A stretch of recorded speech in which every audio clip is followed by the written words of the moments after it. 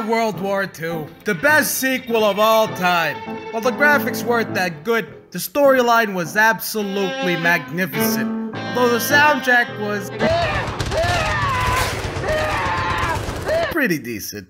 A lot of people might be wondering what actually happened in World War II. And to those people I say, haven't you played Call of Duty, you freaking idiot? In my endless river of generosity, I decided to give you guys a little history lesson. Granted, you guys probably think you know what happened. But oh, you don't. They've been pulling the wool over your eyes because there's an oblique, dark truth behind this spine-chilling facade. And they don't want you to know. No one wants you to know. They're watching you. They're coming for you. Nah, I'm just playing. You ain't that important.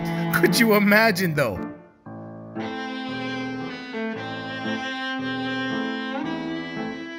It all started when a man by the name of Jeffrey McRacist III said, "I hate all races. That's why henceforth I am banning marathons." The Thomas Edison, the guy who discovered gravity, of course, was like, whoa, whoa, whoa, are you sane? Bolting into a decision this quickly? That's messed up, man.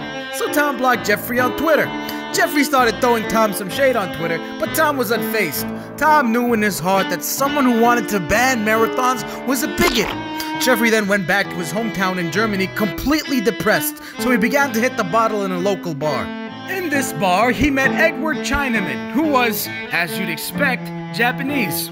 He seemed just as depressed as Jeff, so Jeff goes to Edward and asks what's wrong, to which Edward responds, "Well, I was organizing a barbecue back home when I had a fence issue with one of my neighbors. He's so dramatic though, he kept saying how it was invading him, but it isn't even that big a deal. My neighbors happen to be close friends with Untold Samuel, who promised she was going to bring oil to the barbecue. Come the day of the barbecue, Ann shows up without any oil. Are you freaking kidding me? It was a nightmare." Jeffrey recognized that name. Wait, is Untold Samuel friends with Thomas Edison? I think so. Why? Son of a gun, I knew I smelled trouble. Edison screwed me over. Really? How so? I told him how I hated all races, and he just went red with rage. I mean, how could someone withstand a whole marathon? They jig forever. Oh, you mean that kind of race? I thought you meant the other kind. What other kind? So they talked for a while and eventually became best buddies. One day, they decided to attend the Chancellor's speech.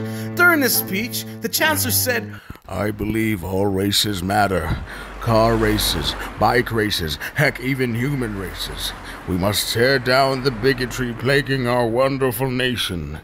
Jeffrey wasn't too pleased.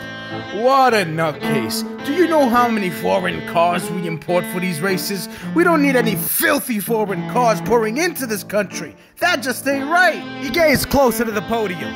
Wait, is that Thomas Edison as his entourage? That conniving snake! And wait, that's Ann right next to him, isn't it? How the heck did they get to go up there? What the f*** am I writing? I don't know, but she owes me some dang oil. You're really bent on getting that oil, aren't you? It was a crummy barbecue. They realized they had a common goal, taking down Ann and Tom. So naturally, they flew to Vegas and got married on a whim. They had an exotic honeymoon, though, in Vegas, which is not that exotic now that I think about it. They rented a condo to stay for a year, as they felt this city was their new home. Jeffrey went to look for work, while Edward stayed home working on his novel. It was a pretty good gig, they thought. They were falling for each other more and more each day for a year. A year passes and Jeffrey had landed a job as a receptionist at a casino, but that wasn't really enough to pay for rent for the condo they were staying in. Of course, with financial problems comes relationship problems. Edward began complaining about Jeffrey, Jeffrey began throwing accusations at Edward. Uh-oh. It was time to pay rent! They decided to escape through the balcony, hoping the landlord would eventually give up knocking and go back to his room, but he didn't. As they were creeping away, he sent them a text telling them they'd been kicked out and that their stuff is in the driveway. They were absolutely miserable. They decided to Google cheap places to stay, and there was one vacancy that night at a lavish hotel. They struck oil. We did? No, it's a figure of speech, you half-wit. Oh. So they decided to book the hotel without even reading the details and showed up there a good 10 minutes later. Thank God you guys showed up. Here's the key to room 304 and here's a mop. Oh, is this mop complimentary? Complimentary? Dude, just clean the room. We don't have time for jokes. And you there, go change the broken light bulbs in the mezzanine. Jeffrey decides to look at the booking again, and sure enough, it's a job vacancy with free accommodation as a benefit. Oh, crap. Exactly, crap. All over the room. Our next guest is coming in 5 minutes. Having no other option given the circumstances, Jeff rushed to the room while Edward rushed to the mezzanine. In the mezzanine, Edward didn't really do much aside from admiring the hotel architecture. But amidst his procrastination, he had the misfortune of spotting Tom and Anne. He began eavesdropping as they were going to the elevator when he found out that their room was 304. He realized that was the same room Jeffrey was cleaning, so he decided to rush up the stairs to warn, what was it? His husband, that they were coming. He was too late. He walked into the room to find Jeff there, fragrant with the fused stench of feces and floor cleaner. Jeffrey, is that you? Jeez, what the heck happened to you? You smell like an elephant's afterbirth, oh God. Tom, I never wanted to see you again. What are you doing here? Well, I became a political aide to your chancellor, and finally married the love of my life, Anne.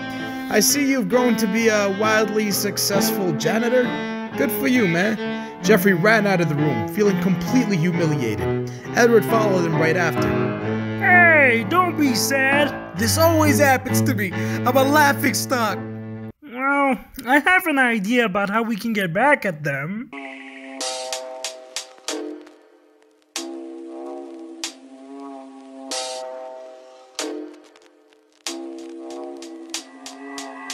You might say that I'm tasteless the way I hate races, but pacemakers go silent when I go violent. What a waste, running tracks, go 100 laps and you show up to the race. Realize you're underpacked, forgot to bring water, also new running shoes. Didn't bring a tracksuit that never feels comfortable. I'll strike fear unto you as a rap leviathan. Pass the mic to my homie, Edward Chinaman. Dropping facts, old school artifacts for you. Don't want this beef like you just had tofu. Murder you into mystery, call me Doyle and Cole. I'm still waiting for my oil.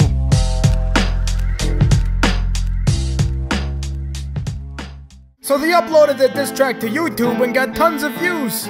Then Hitler watched it and decided to invade Poland.